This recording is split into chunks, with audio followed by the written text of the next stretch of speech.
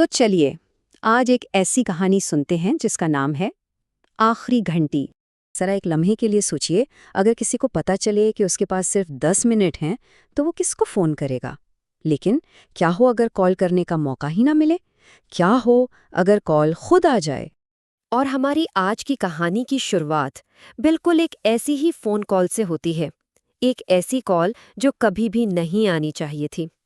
तो कहानी का मरकजी किरदार है आर्यान। वक्त है रात के 2 बजे का। वो अपने नए सुनसान से अपार्टमेंट में बिल्कुल अकेला है, शहर की भागदौड़ से बहुत दूर। और बाहर बाहर तेज तूफानी बारिश हो रही है जो उसकी तन्हाई के एहसास को, आप जानते हैं ना, और भी गहरा कर रही थी। और फिर अचानक इस गहरी खामोशी में एक आवाज़ गूंजती है, एक पुराने से लैंडलाइन फ़ोन की घंटी की आवाज़। अब सबसे अजीब बात पता है क्या थी? वो ये कि उस फ़ोन का नंबर किसी के पास भी नहीं था। आर्यन थोड़ा हिचकिचाते हुए फ़ोन उठाता है। उसकी आवाज़ में हैरानी और डर साफ महसूस किया जा सकता है। हेलो, कौन है? लेकिन दूसरी तरफ से सिर्फ किसी के भारी सांस लेने की आवाज़ आ रही थी, बस। यहाँ से कहानी का वो हिस्सा शुरू होता है जहाँ खौफ सिर्फ एक एहसास नहीं बल्कि एक ठोस हकीकत बनकर सामने आता है।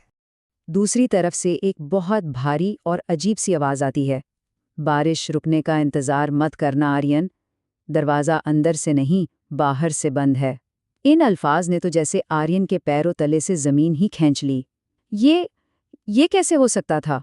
फ़ोन करने वाले को ना सिर्फ उसका नाम पता था, बल्कि वो एक ऐसी बात कह रहा था जो हो ही नहीं सकती थी।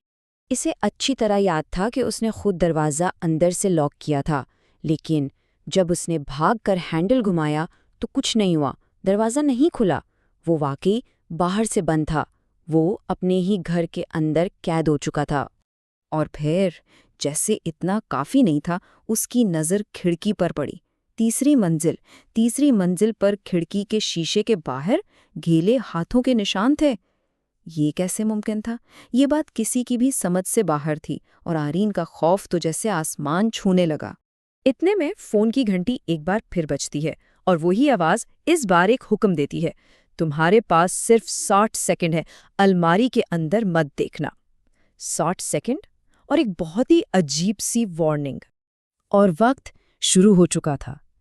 एक एक सेकंड आर्यान के दिल की धड़कन को तेज से तेज तर करता जा रहा था। तो अब कहानी का सारा मरकज बस वो एक अलमारी बन गई थी। आखिर ऐसा क्यों होता है कि जिस काम से रोका जाए इंसान वही करने पर मजबूर हो जाता है? आर्यन की आंखें कमरे में रखी उस पुरानी लकड़ी की अलमारी पर जैसे जम सी गईं। उसका दरवाज़ा हल्का सा खुला था। ऐसा लग रहा था जैसे कोई अंदर से उसे देख रहा हो, या शायद अंदर आने की दावत दे रहा हो। आर्यन ने अपनी सारी हिम्मत इकट्ठी की, पास पड़ा एक भारी गुलदान उठाया, एक गहरी सांस ली और एक ही झटके में अलमारी का दरवाज़ा पूरा खोल दिया। इसका दिल तो जैसे उसके हल्क में आ गया था। मगर अंदर कोई भी नहीं था। अलमारी बिल्कुल खाली थी। एक पल के लिए तो आर्यन को लगा कि शायद ये सब उसका वहम है। उसने सुकून की एक गहरी सांस ली। लेकिन असल खौफ तो वहम के खत्म होने के बाद ही शुरू होता है, क्योंकि कहानी का सबसे सबसे डरावना मोड़ तो अब आने वाला था। अलमारी के अंदर सिर्फ एक आईना लगा हुआ था। आर्यन ने आईने में अपना ही चेहरा देखा, थका हुआ, डरा सहमा सा। उसे लगा चलो सब ठीक है। लेकिन जैसे ही वो मुड़ने लगा, उसके रोंगटे खड़े हो गए। वो खुद तो मुड़ गया था, लेकिन आईने में उसका अक्स वो नहीं हिला। वो वहीं खड़ा उसे टिकटिकी बांधे घो रहा था। और फिर आईने के अंदर मौजूद उसके अक्स के होठों पर एक मुस्कुराहट आई और उसने सरगोशी में कहा, मैंने कहा था ना, अलमारी के अंदर मत देखना। और इसी लम्हे कमरे की लाइट बंद हो गई और हर तरफ सिर्फ एक दिल दहला देने वाली चीख गूंज रही थी। लेकिन कहानी यहाँ पर ख़त्म नहीं हुई। अगली सुबह एक नया और शायद पहले से भी ज़्यादा भयानक बाब खुला। जब अगली सुबह पुलिस वहां पहुंची तो अपार्टमेंट अंदर से लॉक्ड था। आर्यन का कोई नामो निशान नहीं था, जैसे वो कभी वहां था ही नहीं। सब कुछ नॉर्मल था, सिवाय एक चीज के। इसी अलमारी वाले आईने पर खून से एक पैगाम लिखा था, अगली घंटी तुम्हारे लिए बजेगी। तो ये कहानी अपने पीछे बस एक सवाल छोड़ जाती है। अगर कभी रात के 2 बजे किसी का पुराना लैंडलाइन फ़ोन बजे, तो क्या उसे उठाना चाहिए या फिर उस अनजान घंटी को बस बजने देना चाहिए?